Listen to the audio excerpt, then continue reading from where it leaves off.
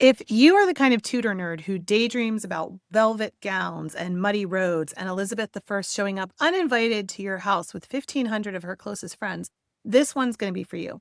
In this video, I'm joined by my friend and longtime TudorCon speaker, Carol Ann Lloyd, author of The Tudors by Numbers and Courting the Virgin Queen, and the host of British History, Royals, Rebels, and Romantics, her podcast, for a joyful deep dive into the world of Tudor progresses.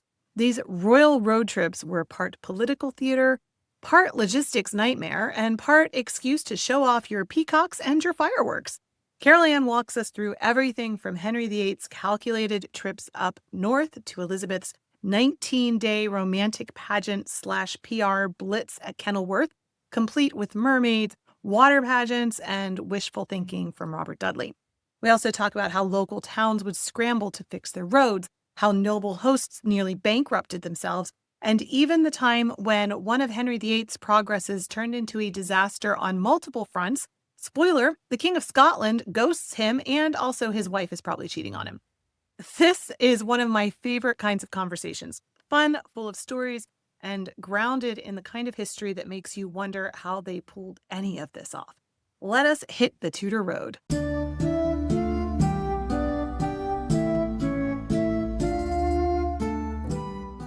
Tudor progresses are something that's so fun to talk about and think about and chat about, because as we're sort of all coming up, here in the DC area, it's getting quite springy. And I know other people, I've see some flowers behind you there, Heather. So we're getting a little springy and looking forward to summer.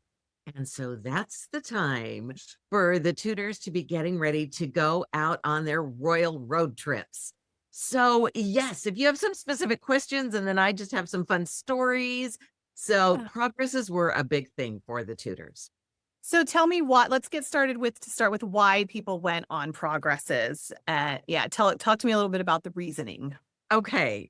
So, a few of the reasons are fairly practical.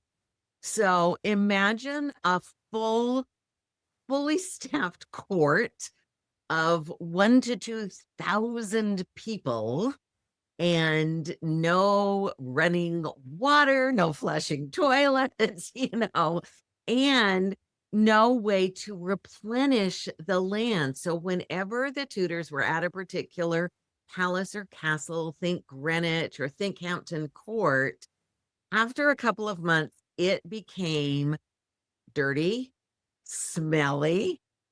If there was hunting, perhaps that was needing to be replenished. They would have done a lot of purchasing of goods in the area, and they needed to, for those kind of logical, practical reasons, to move to different palaces. So the court was always on the move. But summertime provided special opportunities to not just leave where they were to get away from some of the smell and the mess and get things cleaned up a bit, but also the weather was a bit more reliable, and they could, and this is especially Henry VII, Henry VIII, and Elizabeth I, their reigns were long enough, they really made use of these progresses, go out and be seen outside of London by the people. It was very important to them, politically as well as logistically, to go out on the road, take their show on the road, literally. So that was part of the reason progresses were so important. Gotcha. And how early would they start planning their progress? When did they typically go? In August? Was there a typical time? And how much planning actually went into this? Well, they often, and they were different. I mean, it wasn't really a set schedule, but they could leave as early as April or May. So they sometimes started early. The typical time was June, but there might be a reason to go earlier. So, for example, and we'll just kind of start at the beginning with Henry VII. He took the throne because of a battle with Richard III. He defeated Richard III and he became king. Now, the story he told, his very compelling narrative, was by marrying Elizabeth of York, he sort of eliminated all reasons for any rebellions against him. because he had joined the Yorks and the Lancastrians into this beautiful union symbolized by the Tudor rose. So we're all done fighting, right? But he knew realistically that northern England, in particular, where Richard had been very strong, was an area where there were still pockets, sometimes big pockets of resistance. So, less than 5 months after his coronation and shortly after his marriage to Elizabeth of York in the spring of 1486, he went up toward York and the north on progress with his queen. And he went fairly early, really as soon as travel along those dirt roads, nothing paved, so needed to dry out a bit. But in spring, they were starting to be able to travel and take all the carts. Something we need to remember is it was a huge process to take not only people, but animals, food, clothing, all the plate. I mean, everything kind of had to go on the road with them. So they wanted the roads dried out a bit from winter, but by spring they were on their way. And so they started quite early because it was very politically important for Henry to show himself with Elizabeth in their glory. They weren't wearing, like, often when I take a road trip, I'm dressed pretty casually. That was not the case for the royals. They were all decked out in all of their finery, which also had to be transported. And to show the North that they were in control, that they were happily married, that this was a great union of Lancaster and York, and that they were there to stay. And so they left pretty early in the spring, sort of as soon as they could travel. In 1486, he hadn't even been on the throne for a year. So it was important enough to him to leave London, the center of government, and go north that quickly. That's sort of just a reminder about how political those progresses could be. Absolutely. To show that you are the king, you are in control. Look at all your wealth. Look at all of that. Yes. So talking about like the timing, I'm a Gen X kid, so I grew up playing Oregon Trail, and there was always the thing of like, when are you going to leave St. Louis? Because if you leave too soon, but if you leave too late, then you become the Donner Party and all that. It's like I'm very aware of like the timing of leaving on a trip like that. Many dying of dysentery didn't. Well, maybe it did happen to Tudor people. Absolutely did. Yes. Right. So let's And talk about the plague played a dangers. part too, because if plague was in certain areas, the trips, although very, very carefully planned, would be shifted if there was any hint of an illness, either as drastic as plague or honestly, if there was an outbreak of dysentery, they weren't rolling into that town. So Right. even with all the planning, there were often changes made along the way. And the camps themselves, right? Because the camps Yes. the progress itself with all these thousands of people is going to be a hot. Yes. Absolutely. And people were sent away, and the royals were kept separate from everybody else. And often, if you were not among the top group, so the royals, of course, and some of the ministers, because court was wherever the monarch was. And so all the ministers were still holding meetings and stuff. So those groups were housed in these either sort of royal buildings, government, we might think of them as government buildings, but these royal buildings. But often, as you went down the pecking order, people were just told, okay, find your own accommodations. And in some situations, they just had tents and they were out in fields. And the cooking was done, over fire. And you can imagine how dirty those fields got after a few days. And and if they had to make a change, they would send people ahead to scramble and find appropriate accommodations for the royal party, but they didn't worry too much about, all of the other people. So it wasn't really a vacation for anyone. The royals were still working. It was a bit of a break for them, but everybody else was working really hard and, on the job all the time. The logistics of that, I just can't even imagine. Yeah. Just to note too, if people have questions, feel free to type it in the chat. I will open that up and keep an eye on that as well. Okay, so talk to me about like the roads that they were going on. One of the answers to the puzzles to get the password for the next day was mud. It was like a riddle because it was like, you can get your wheel stuck and all of that. So, Yeah. people have been hearing about the mud on the road. Talk to me about how, like, this is probably a little bit, but like how roads were maintained and how any stories you have of like carts getting stuck or like people getting stuck and all that kind of stuff. There were people who got stuck, certainly, but they tried to alleviate that. They did try to prepare. Partly spring and summer tend to be drier. Of course, that's not always the case, but you had a better option of that. But if the king, and then later Elizabeth the queen, but for the first two reigns, if the king was planning to come to your town, it's your responsibility. Say you're the mayor, you would be responsible for getting those roads as passable as possible. And so there were many times that either rocks, pebbles were put over roads, or straw was strewn over the roads, and it's made as passable for the king, because what you wanted, and even if he's just sort of passing through your village and you're hoping for a glimpse or a wave, you want your roads to provide a good experience for that progress. So a lot was expected of the villages along the way. So the roads were made as passable as possible. Passable as possible. One of the phrases that Yeah. is, that I use when I'm talking about it. But also the bigger cities, like when both Henry VII and Henry VIII, when they would go somewhere like York, which is quite far north, York would make sure all the roads in were really in good shape. And Mm. people were hired to, get rid of the potholes. I mean, they're not always even. So to Mhm. fill those in, to bring everything you can, all of your pebbles or straw or Mm. dirt or whatever, to make the roads really a good experience. Because their goal, of course, so we don't have any big stories of the king getting stuck somewhere because they were so determined that not happen on your watch. You don't Sure. want to be the city where the king's wheels couldn't turn. Gets it. Yeah, for sure. And that leads me to thinking about like the expense of all of this, not just for the cities, but then for the people who hosted the king. So talk to me a little bit about that.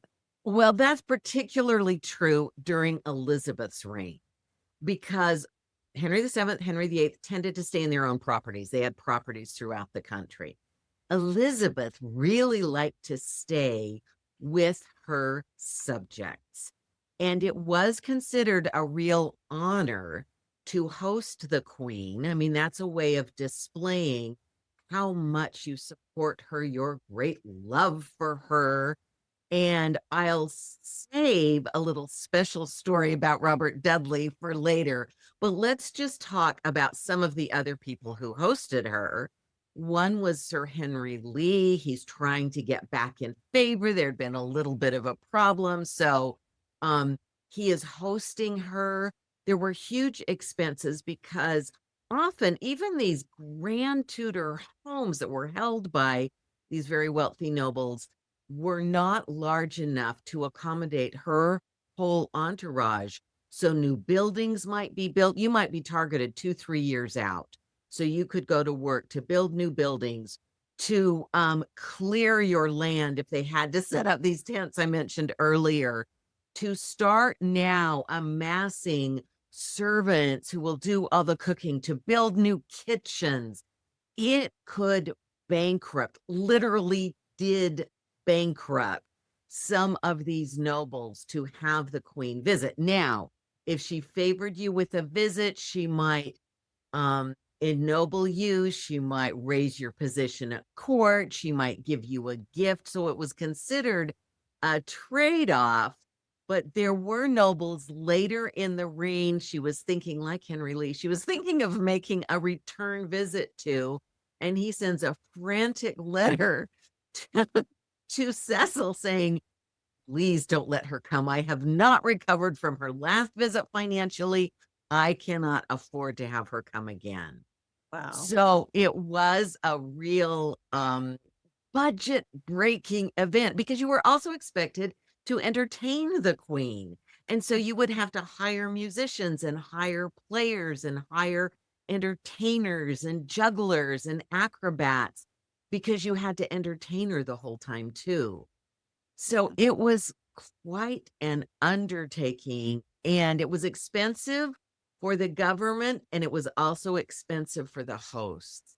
And the fact that these three monarchs, Henry VII, who was very concerned about spending money. Now, he spent when he knew he needed to, wasn't quite the miser his whole reign that he was at the end, but he spent on these progresses, knew their importance.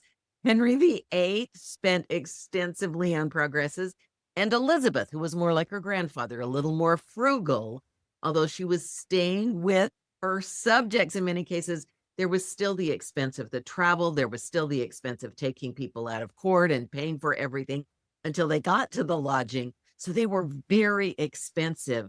And the fact these people, these monarchs, were willing to pay the expenses reinforces how politically important they thought these progresses were.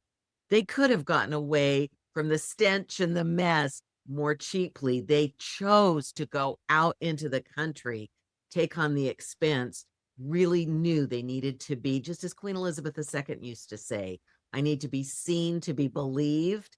The Tudors knew that was true for them as well.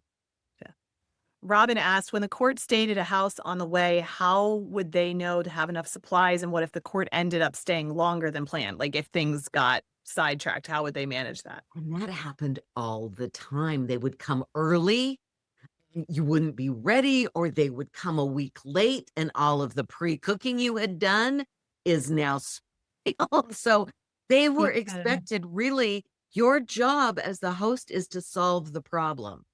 So you would have known, especially with Elizabeth, in theory, months and maybe years in advance, but the actual dates changed all the time. So if they were supposed to come Tuesday the 14th, but they did run into a little bad weather, so they stayed because the roads weren't passable, and now they're arriving Tuesday the 21st, a week later, you would be expected to still have all the fresh things the Queen liked to eat. You would have just had to be constantly going out and replenishing supplies. If she decided to stay longer, you would need to be going out and replenishing supplies. So these courtiers were expected to have the kinds of networks that could sustain a royal visit. And it was a pretty hefty expectation. And you talked about like the preparation and you mentioned Robert Dudley. Do you want to talk a little bit about Robert Dudley and the preparation he went through?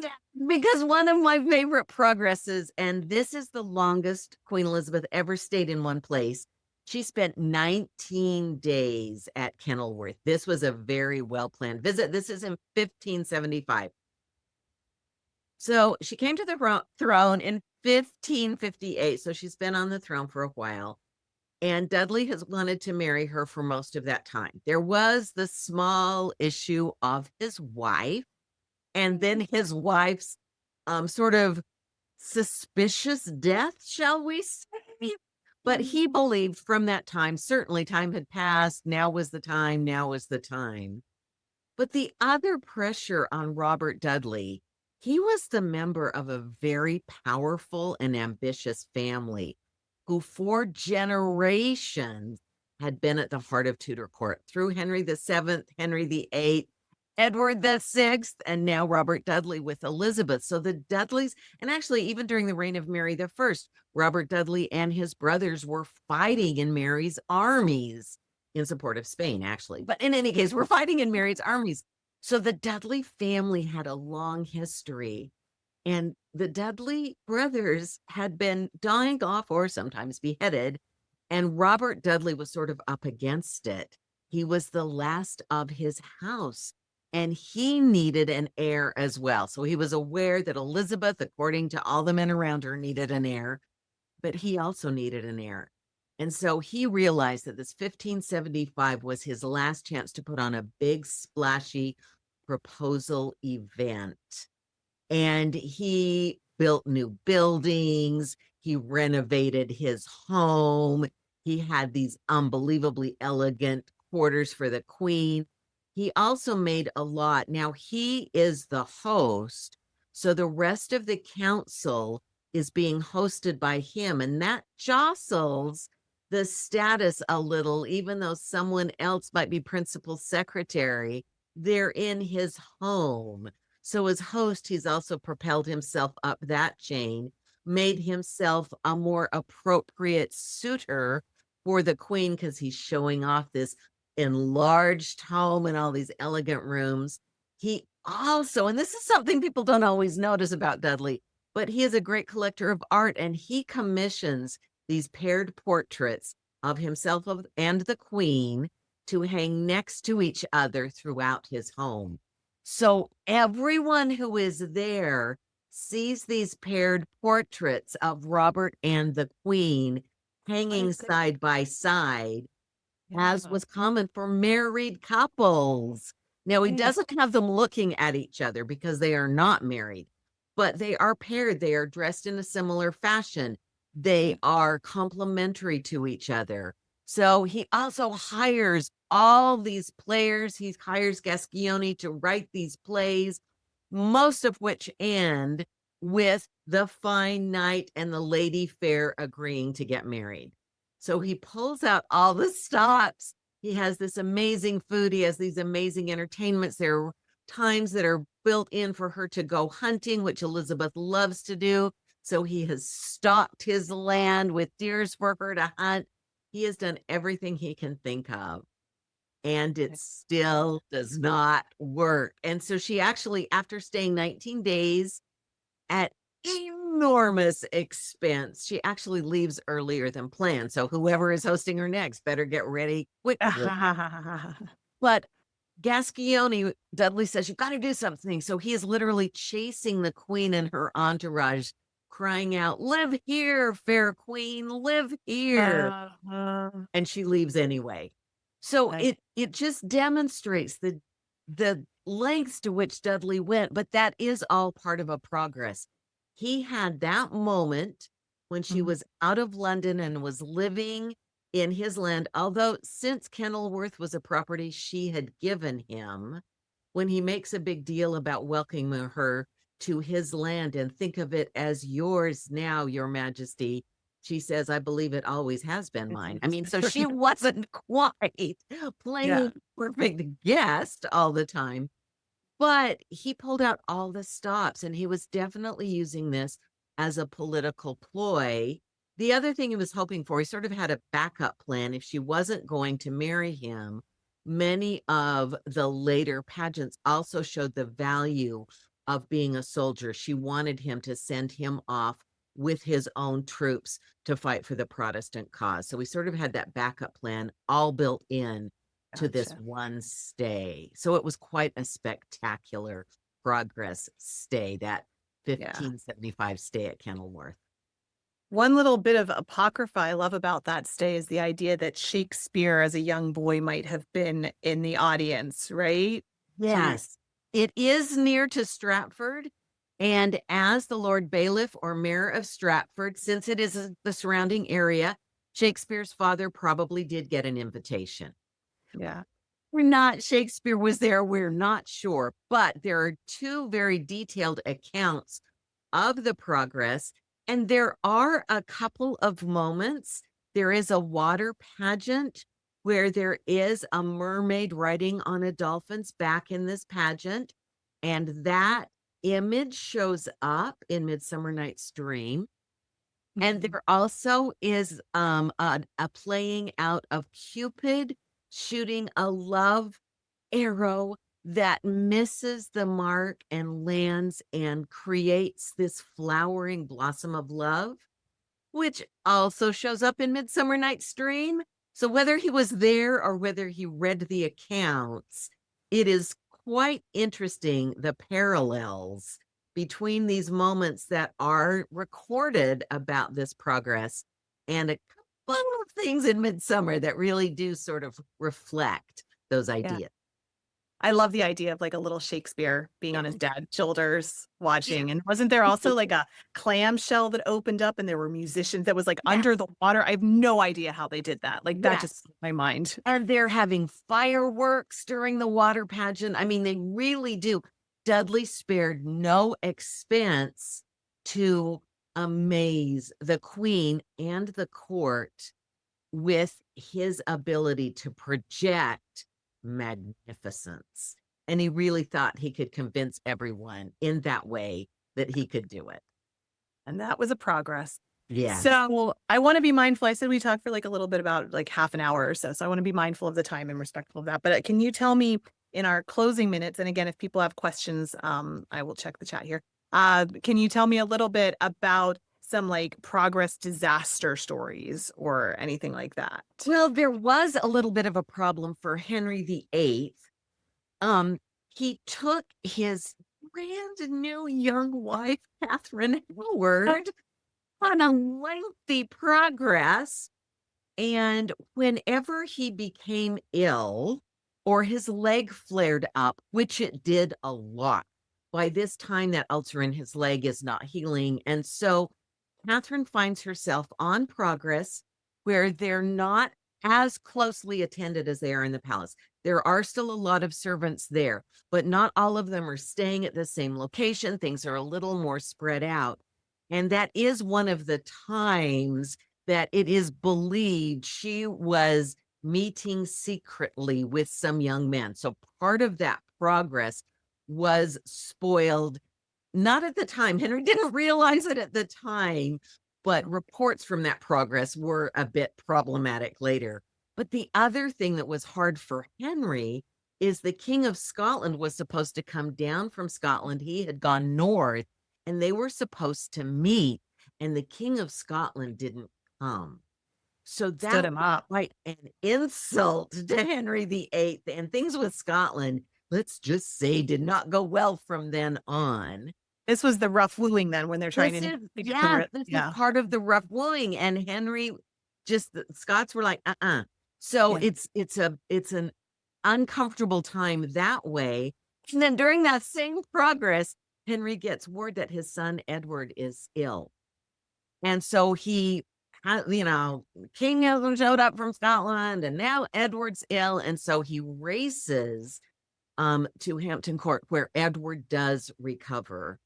But it's Mhm. while he is at Hampton Court that he gets word from Cranmer that they have undertaken some investigations and that there are problems with his marriage to Catherine Howard.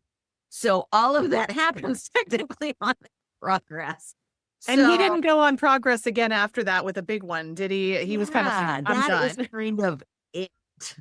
Um, he wanted very much to be seen as a rejuvenated king. He's got this young queen.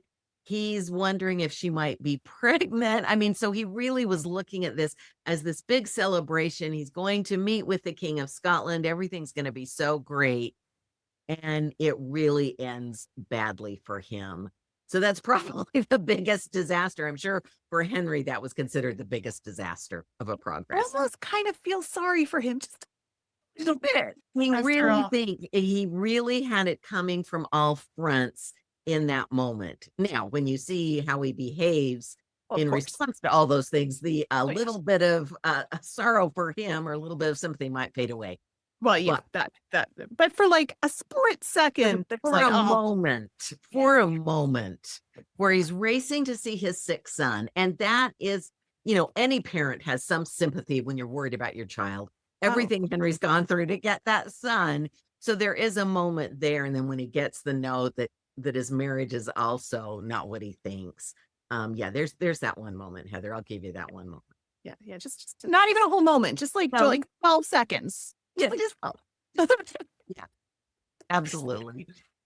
Anyway, all right. Well, what would you recommend if people want to learn more about progresses and travel in the Tudor period? Like, what do you recommend for people? So there are a few different books that specifically talk about progresses in Tudor palaces that are fun. Tracy Borman's, and I put that behind me, right Oh, up yeah. here, because she takes us behind the scenes the private lives. And that does take us into a little bit of what that's happening. And then Nathan's Yeah. talks a lot about Henry VII, and that really sort of sets the stage for Tudor progresses because he deliberately goes to places there might be problems to show off his strength. And often troops that haven't been along for the whole time join in him in some of those dangerous areas. So Henry, I think we overlook Henry VII a lot when we think about the Tudors. But Sure. I think looking at the way Henry VII used progresses and sort of sets them up is a really important and good way to start looking at. Wasn't he almost murdered on that one in York? Wasn't there like a Yes, he that is happened? really in danger. And then I do have some in the Tudors by numbers, because I really think progresses are, and you see those 19 days and you see some of the other things. I share some of the amounts of money and food and wine that are consumed in some of these progresses. So even though they are still working, it is a time of showing off. If you're the host, you really want to show off. And so you're Okay. pulling out all the stops. Well, I will include a link to buy your books when I send out the Tutors by Numbers, when I send out the recording of this to everybody who participated this week. So thank you Yeah. much, Carol Ann. Oh, this is so fun. It's always fun to talk Tudors with you. It's always fun to talk Tutors with you too. It's such a joy. And the progresses really are sort of a fun side of the Tudors. They are doing serious things during the time, but to see these people try and show off and see the ways that they're trying to make a name for themselves is a really fascinating way to experience the time period. Yeah, for sure. Awesome. Mary says thank you. I will echo that. Thank you. Thank Thank you. you. Thanks for taking the time, and have a wonderful rest of your week. And people can check out your podcast, British History, Yeah. Rebels, Royals. I forget the whole name. Royals, Rebels, and Romantics. There we go. And we do have a really fun episode. So I go outside of the Tudors. The one that just dropped is about the greatest code breaker in World War I and World War II. And she kept her life such a secret. This is the first biography of her. Oh, that It's really fascinating when we think about Elizabeth and Mary Queen of Scots and the ciphers and codes and see that through line right up through World War II. So so these two cool. podcasts have been about spies. So it's been really fun. Oh, that's awesome. I'll include a link to that too in the recording email. Thank you. Yeah. All right, Carol Ann. Well, thank you so much. I just Thank you. Always great to talk to you.